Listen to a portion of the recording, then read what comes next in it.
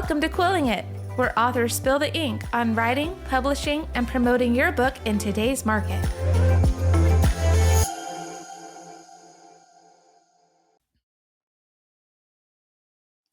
Hello, everybody, and welcome to the show. I am Lindsay Franklin. And I'm Paul Regner. And today, for our first show of the new year, we are going to be talking about speaking as an author. You too can be a speaker. No, really.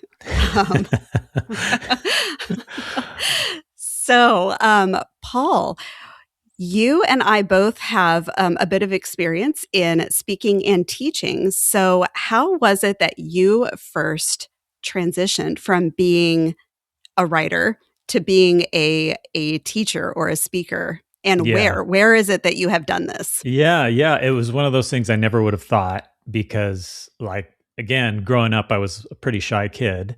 And if you would have told me as a kid back then, hey, one day you're going to be speaking in front of people, I'm like, no way. I don't want to do that. Forget that. It would have just been a terrifying thought. I'm even through my teen years, I would have thought boy, that's just not me. It's not one of my strengths. You kind of, as you grow up, you sort of develop this list of, okay, here's my strengths, here's my weaknesses. I know my place. But it's interesting sometimes when you push yourself, what you can do. And that's kind of what happened to me. I really had no intention of even doing it. So when I first started writing, at the time I was a web designer. That was my job. So I was in this local writers critique group, and some of the members were putting on this local conference. And it was a conference in Orange County, California. And I think you have actually attended this conference that I'm talking about. Yes. And they had said oh, you're a web designer.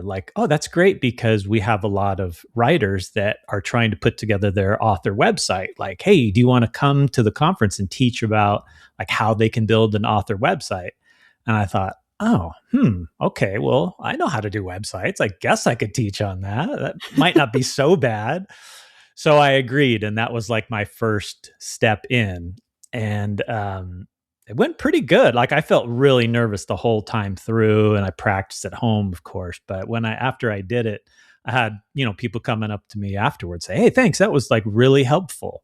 And even the lady that wrote me into this whole thing, she's like, hey, we got some good feedback on your class. I'm like, really? People actually found it helpful. So it was cool. It was my first step thinking hey, maybe I could do this. This isn't so bad, and as long as I can talk about something that I know and then sort of have that confidence. Anyways, that's how it started with me. How about you? That is so funny because as I was thinking about this and trying to remember what was the very first event or conference or anything that I was kind of on faculty for, I think it might have been that Orange County event, that exact one. And I think that's the first time you and I met in person. I think so. We may have known each other online. I'm not sure, but I can remember having an appointment where we chatted. And it's a little hazy because we're talking almost 10 years ago at this point. I was asking you to edit my pitch because I saw that you were an editor, and I'm like, oh, I'm terrible at these. Can you help me? Yeah. Oh my goodness. Yes. Okay. And I remember looking at, did I look at your cover? I don't know.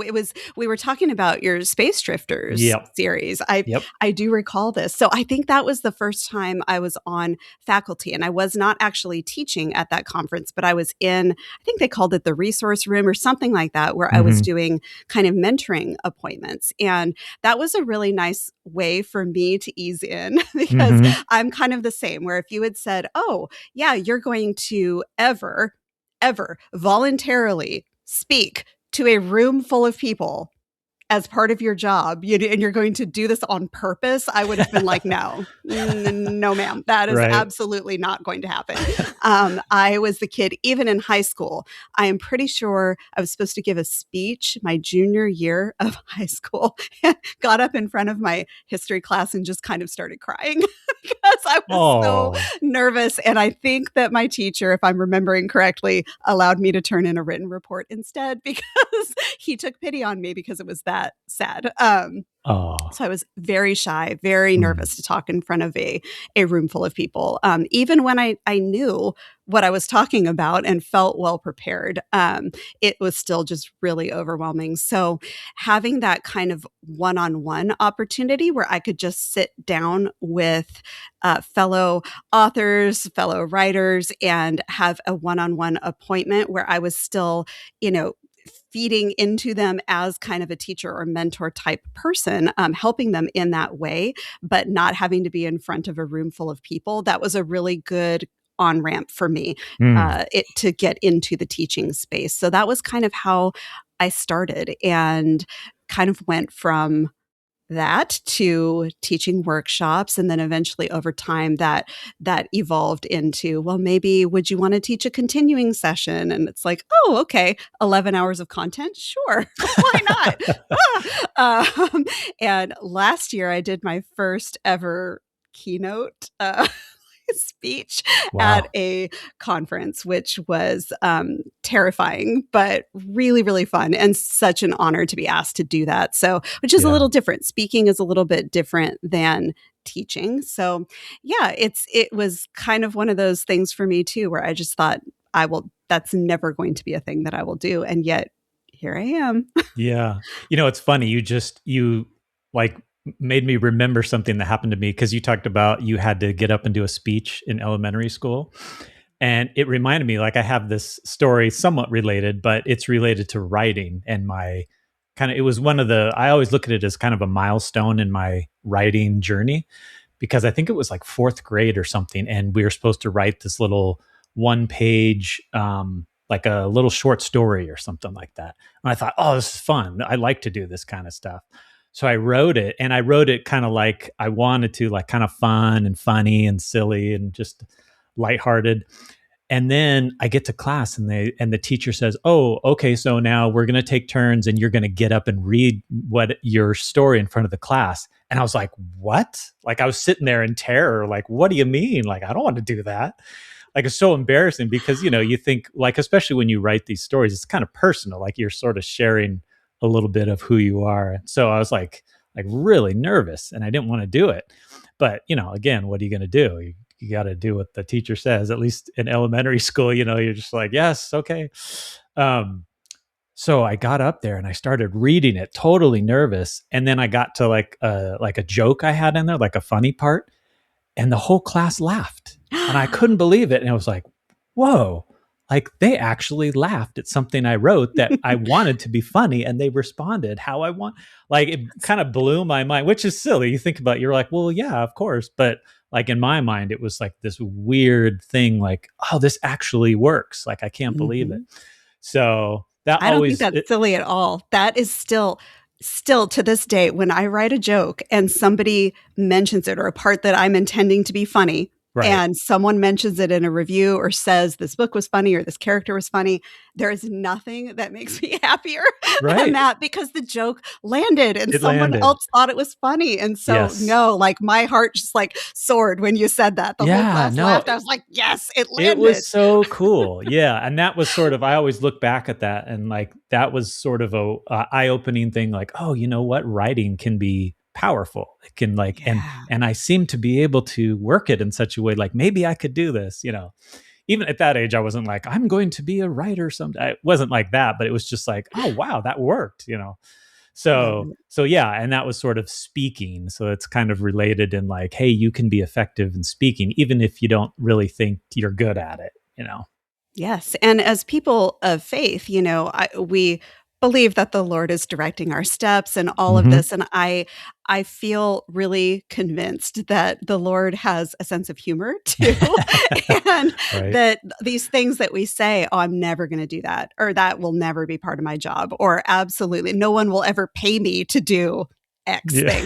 Sometimes that is the exact thing that God's like, no, I think that's exactly what you're going to do. Wasn't that the Moses at the burning bush story? Like, oh no, God, I can't do this. I can't be the speaker. My tongue, I'm slow of speech. I've got a stutter, or whatever. Whatever he said, whatever excuse, right? Yes. And God's like, didn't I make man's mouth? Come on, get out there. You could do it. Right? We're all Moses, I think. So if you are sitting there listening to this thinking, oh, I could never, Paul and I are examples. That's right. Yes, you absolutely could. And the Lord may say, do this thing. Right. Yeah. And like I said, I think sometimes it's good to stretch yourself.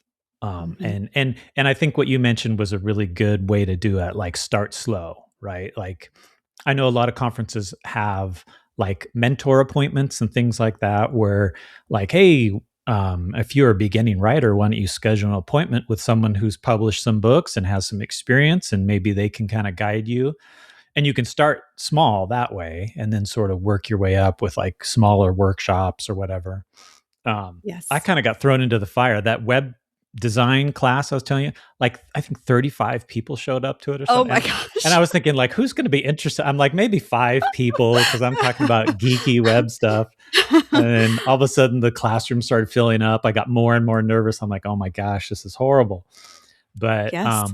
That's a but huge need in the writing community it stuff, is. because we all need a website.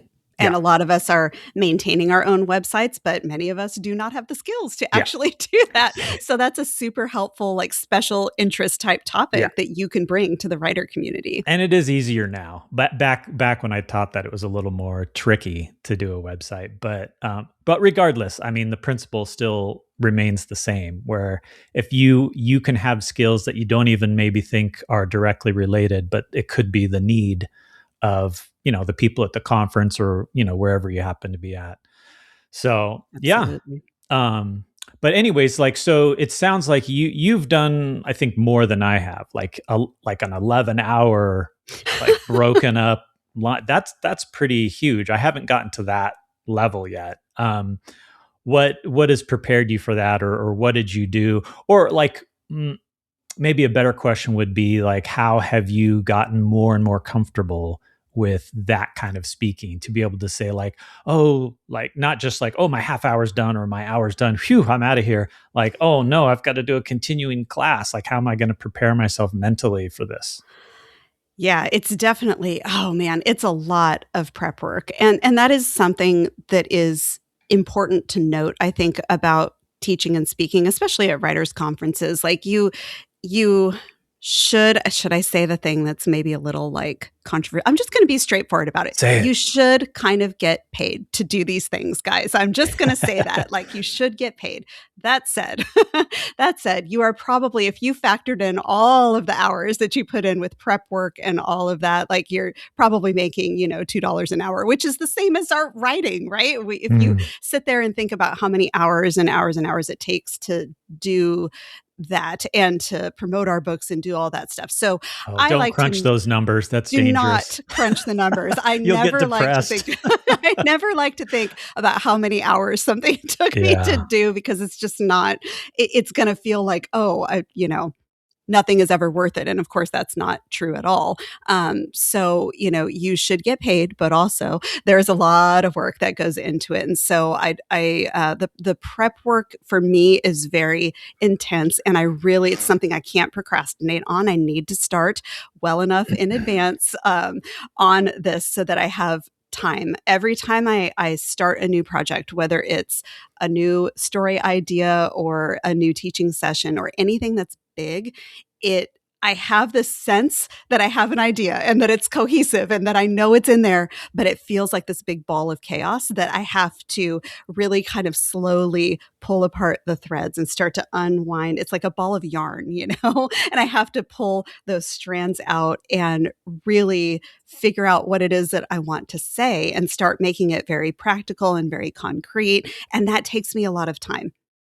So I have to allow myself enough time to do it. I have to kind of brain dump initially, is just start outlining and brainstorming and doing all of that. And then for me, as a person with ADHD, I have to almost write out like a full script of every word I'm going to say, even though I'm not going to stand up there and read that, because that would be really awful for the audience listening, that if I just stood there and read a script. But I have to type it all out that way so I know what I'm going to say and I can stay on topic and not wander. And I can make sure I'm not way overshooting with the amount of content I have, or I'm always afraid I'm not going to have enough, and I always have too much. Literally every time I have this fear that I'm going to get up there and have nothing to say. I'm going to run out of things to say and still have an hour left of my, big continuing session. That has never happened. I always run out of time and could have had, could have said more things. But so that prep work is super, super important. And for me, it goes through a lot of different stages to get from the unknowable ball of chaos in my brain to these are actually some nice PowerPoint slides and some good bullet points and, a nice helpful thing that I can deliver to my listeners that will be hopefully helpful for them. And that probably helps take away like the anxiety of like, oh, can I do this? Like, uh-oh. So once you get like, it sounds like organization is really key in your life. So once you get everything organized and once you have this, structural outline in place, that kind of gives you that piece like, okay, I can do this. I'm ready. Yes. And that's a big part of writing out that script as well, is feeling like I know exactly how I'm going from, this point to this point to this point. And this is very similar to how I outline my books too. This is just like a process that works really well for my brain. I have to be really specific and detailed. And then when I am actually in the moment, I wing it a lot more than all that prep work would suggest. But I just have to do that to kind of feel like it is like the path has already been laid in my brain. Otherwise, I will rabbit trail. And I probably will have that moment where I'm standing up there and just going completely blank. And that is the nightmare for me. So if I can, all of this prep work is to just kind of avoid the nightmare. Yeah. And give you that, like, probably let you relax enough to kind of just do that freewheeling stuff in between. Yes. That makes it more comfortable and easier to listen to than someone like standing up there like all wooden and like, this is what I have come to talk about, like a robot kind of thing. Exactly.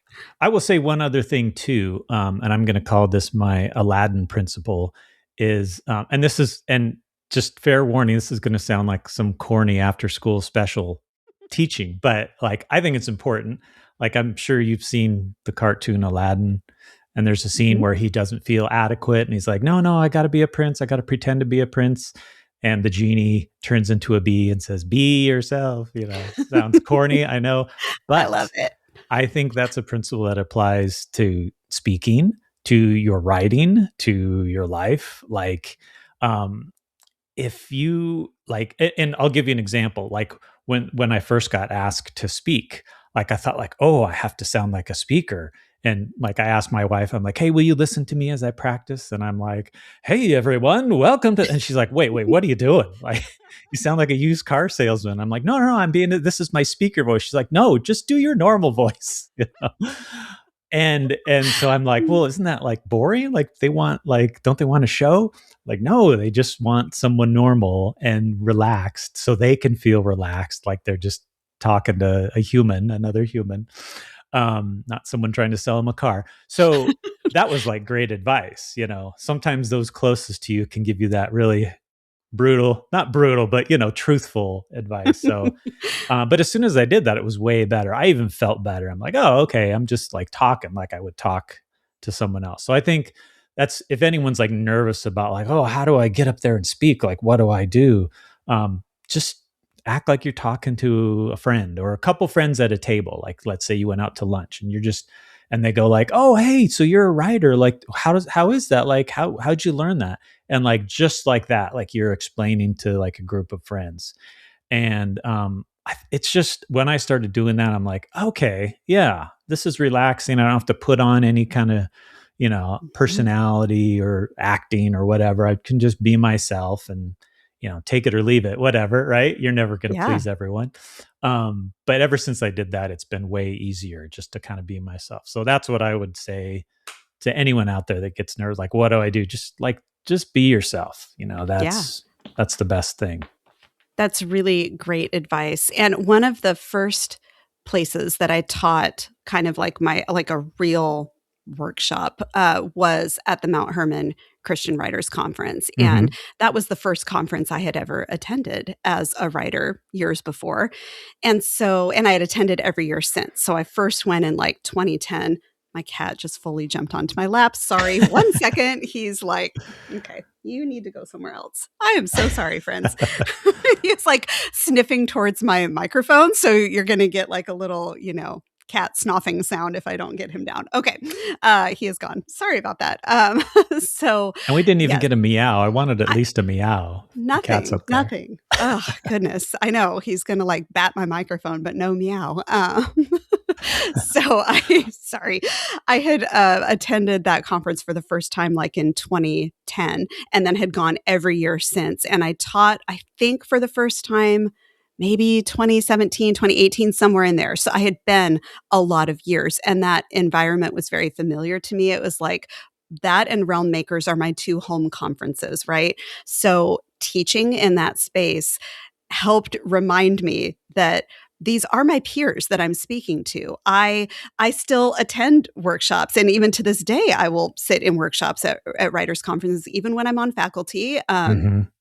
Because everybody always has stuff to learn, right? Yep. So that helps as well to remember that you're speaking to your peers and you're speaking to, even if those writers are newbies. I mean, that's exactly where I was 7 or 8 years prior to standing up in front of that room and sharing some things I had learned.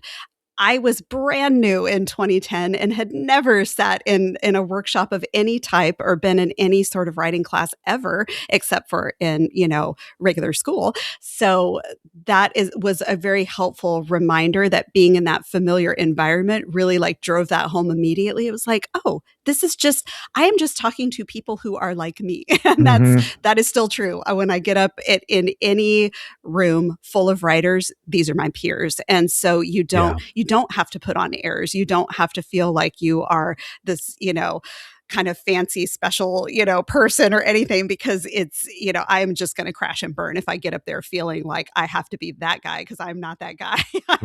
I'm just not. I'm going to be me, and I'm dorky and awkward, and it is what it is. And we're just going to go with that, guys, because that's the only way I know how to be. Yeah.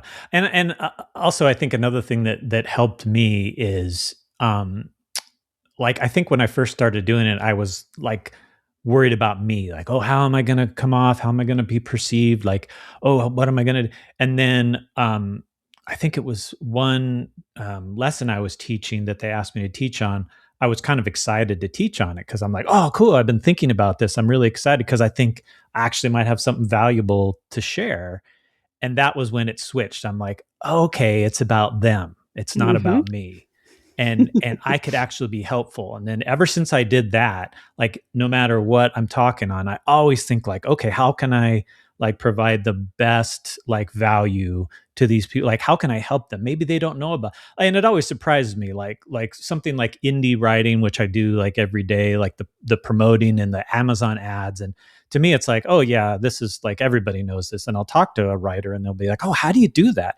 I'll be like, oh yeah, I could help you. So when you go into it like that, like, man, how can I help like these other writers? They might not know these things. And this could like really sort of jumpstart, where they are in their writing journey. That can be really helpful because then it takes the focus off you and that takes the pressure off you. And you're sort of like other focused. And I think that's just the best way to be like with most endeavors. You know what I mean? And it's weirdly like relaxing and more peaceful when you go about it that way. So yeah, there's one other thing I've learned. Yeah, 100% agree with that. And that speaks to an important point too, where, if you're looking to get into teaching or speaking, what are you going to teach or speak about? What are some of the topics that if you're going to pitch yourself to a writer's conference or a writer's group or something of that nature, what are you going to talk about? What should you be talking about? And so the fact that you started with web design, which was more your day job at that time, brings up a really important point, because that's a really a good kind of center, a good like bucket of skills. We all have these different buckets of skills, right? And so if you have a day job that is tangentially related to writers or a need that writers have, that can be a really good thing and a very comfortable space to start with. So I have a very good friend whose main job is that he is a CPA. He's an accountant. And so but he's also a writer. He writes nonfiction. And so, he will be teaching at conferences or speaking places. And sometimes he is speaking about writer things. He also has a master's of theology. So sometimes he's, like almost preaching. And then sometimes he's talking about writer stuff. But oftentimes he is teaching workshops about business things for writers. Because if you're a freelancer, if you're making money as a writer, you have to figure out, how do I deal with all of that with the IRS and stuff like that. And his workshops are really funny. We've traveled together a lot over the years. We've been friends for a long time. And his workshops are either like so well attended, or there's like 2 people in the workshop when it comes to his accounting workshops. And we always laugh. I laugh. As a business-minded person, it boggles my mind when there's only 2 people in the workshop, because I'm just like, guys, this would cost you so much money to sit down and with an accountant or an attorney or any of these, well-paid professionals to get that kind of advice. It's really, really valuable, but either writers are maybe not ready for it in the stage of the journey that they're at, which is totally fair, or they just don't realize the value of something like that. And so we always kind of laugh about that when there's just not anybody in the room, but he's always sharing really helpful information. So sometimes there might be that kind of skill that doesn't seem like it's writing related, but absolutely is something that can be very, very helpful to the writing community. So that can be a good bucket to draw from. And of course, there are other things that feel, especially at our stage of the journey, might feel like, oh, well, everybody already knows that. Everybody already knows about show, don't tell. I have a workshop that is all about showing and not telling. And I think one of the reasons I developed that workshop is because that was a concept I had never heard of before I came to my first writers conference. And I had been writing books and, doing that. But if you've never been in the writing community, or it's you're just stepping into it, it's a basic principle of writing fiction, but you have to learn that for the first time somewhere. And writers of all stages attend writers conferences. So even those basics that you feel like, oh no, everybody already knows that. Nope. I guarantee you there are people who, like me in 2010, sitting in your workshop or sitting at that conference, who have never heard of that concept before, and they need to learn about it. So that can be a really great place to start too, is just with the basics. Yeah. That's so true. And that now that you're in, you've probably heard show, don't tell like a billion times, right? But thousands. But it had to be new sometime. It's even like now when sometimes I'm talking with my wife and I'm like, speculative fiction. She goes, I don't think very many people even know what that means. I'm like, really? Speculative fiction? Yeah. She's like, yeah, just say fantasy and sci-fi. And then that's going to be, people are going to know what you're talking about. I'm like, oh, that's true. Because sometimes we get caught up in the terms because we're in this little publishing bubble. So sometimes we think, oh, everybody knows this word. Everyone knows what this means. The jargon. Yeah, I have to stop my husband sometimes when he's talking about his work, because he'll be explaining something to me, and he works in IT. He's in, this like, I don't know. That's another language. Management. Oh my gosh, a whole other language. And he worked at yes. And he worked at one place for like 13 years. And I got really familiar with all of the terms and exactly what he did and everything there, the structure of the like corporate system there, whatever. Well, then he got a different job like 5 years ago. And so I had to just relearn everything, start fresh, because it's a different product. They do different things there. And so sometimes he's just going off and he's throwing these terms around. I'm like, okay, you are going to need to stop, go back and speak English so that I can understand this thing you are trying to explain to me. And that's true in every industry where there's jargon, there's terms that are very familiar if you've been in it for a long time, but we were all newbies at some point. And so you're hearing show, don't tell, or speculative fiction, or some of these terms for the first time ever. Yep. I was thinking of kind of a practical thing I heard that could be really helpful for those that are, maybe they just got asked to their first speaking engagement, or they're thinking about it and they want to practice. It was this great thing I saw online where they said, okay, so if you're going to speak, get a video camera out and videotape yourself speaking. Right. Now, when you play it back once where you're just, you turn off the audio and you're just watching yourself. Then play it back and don't watch the video, just listen to the audio. And then play it back and look at both. And then it was kind of cool because you're sort of taking the pieces of, the different elements of speaking, and you're kind of analyzing and improving, like, oh yeah, I could say that better, I could do that better, or oh, I just said 5,000 times and I got to work on that, which is I'm speaking from experience on that one. But you know what I mean? You could sort of break it apart in chunks, because sometimes maybe you know how to move up there and it looks really natural. So if you only look at that, you're thinking, oh, I did pretty good. But if you turn away and you only listen to the audio, then you're like, oh, okay, there's some things I need to work on with just the way I talk, or vice versa, whatever it is. So anyways, I thought that was kind of a good, helpful, practical guide to speaking.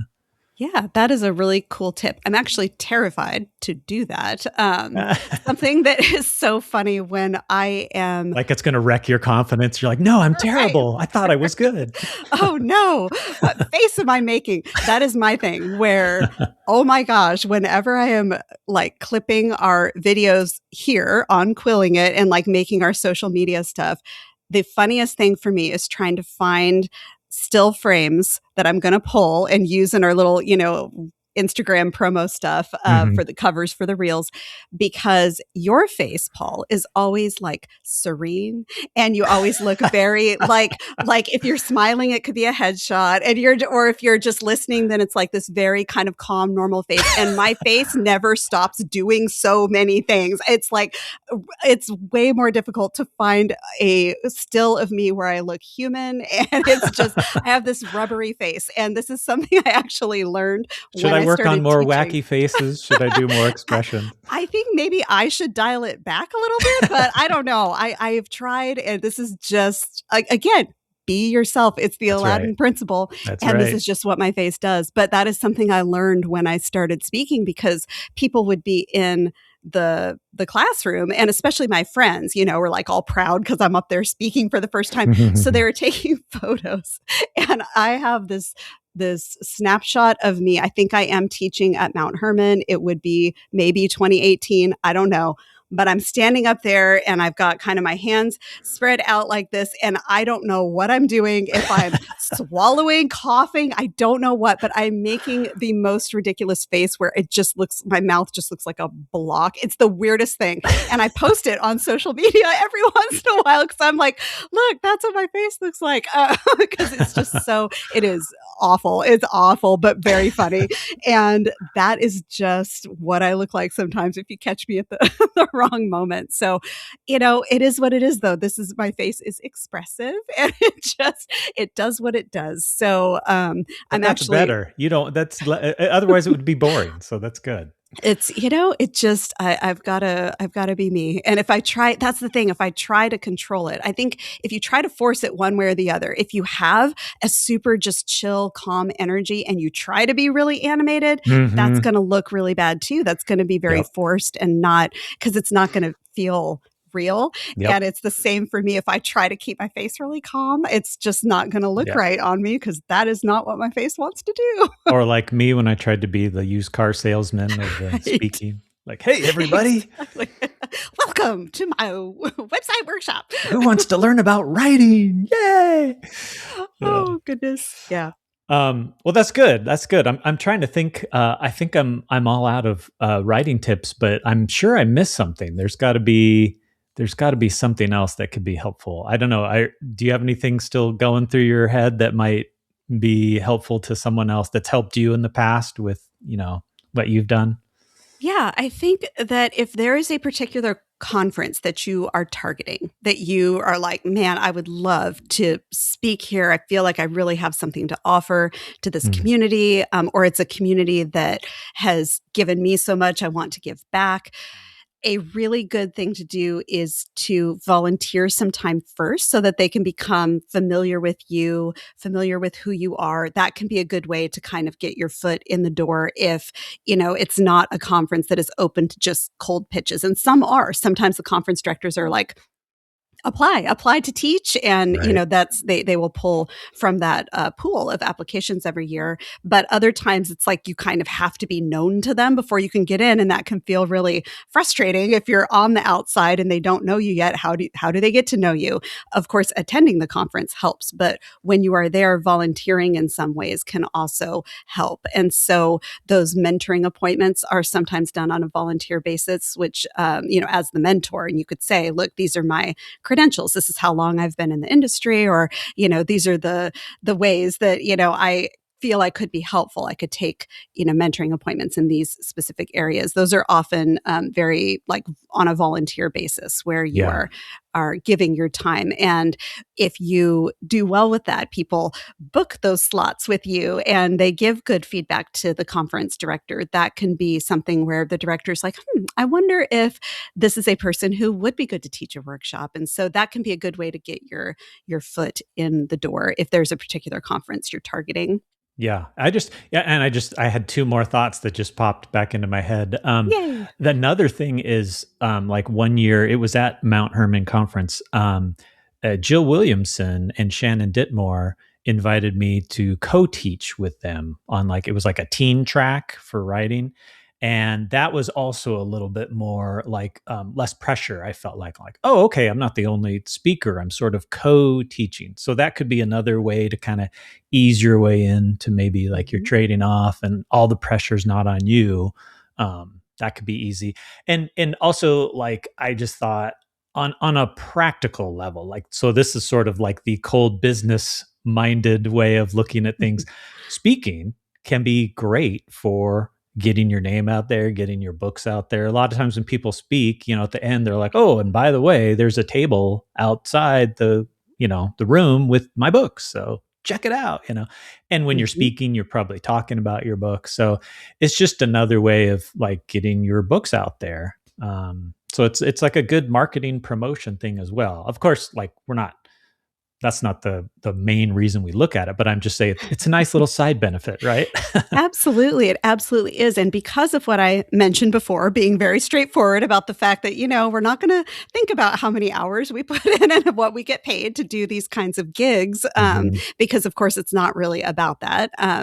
But that is something else to factor in. If I'm speaking versus, I say just, only taking mentoring appointments, which are one-on-one. And I love to do that. I love to do that at conferences. It's still like a really cool space where you could just really dive in with one person and help them specifically with what they're looking to do. So I love to do that, whether it's volunteer or more of a paid situation. But if I'm speaking to a room full of people, I am always going to sell more books in that conference Mm. bookstore than if I'm just doing those one-to-one appointments, or if I'm Interesting. You've just seen the attending. contrast of Oh, both. yeah. Oh, wow.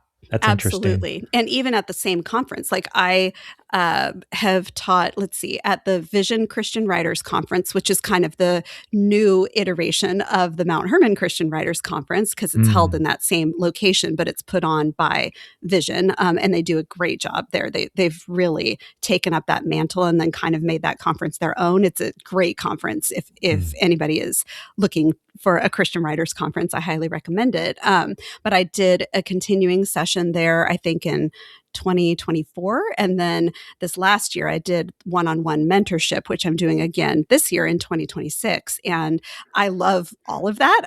And I don't even really have a preference. It's just different, different roles.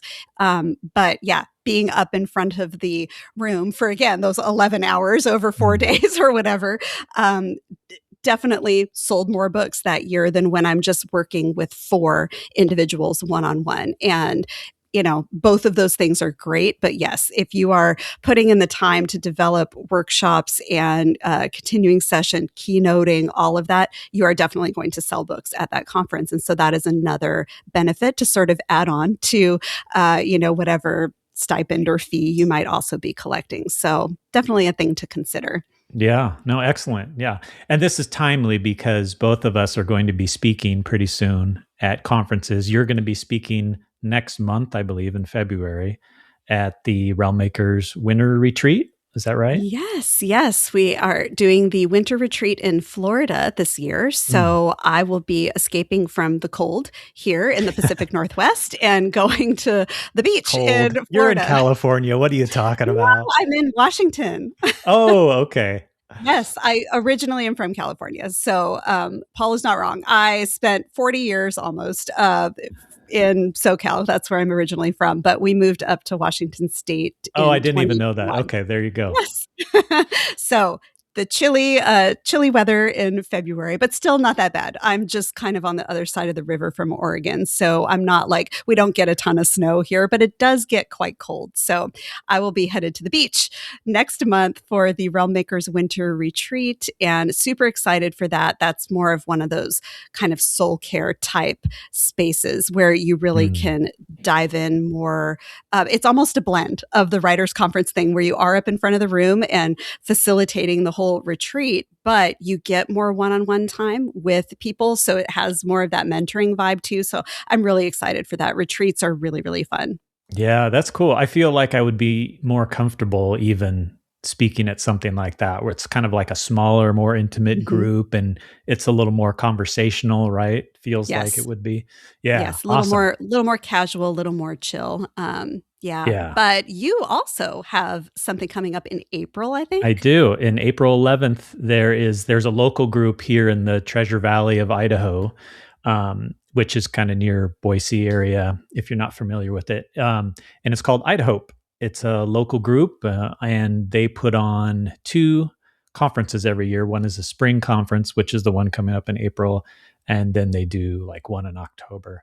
So yeah, I'll be teaching about middle grade fiction, which is kind of my newest venture with my last book and the one that's going to be out like probably in about a month. So Oh, yeah, it's going to be yay. exciting. Yeah, mixing it up, teaching about something different.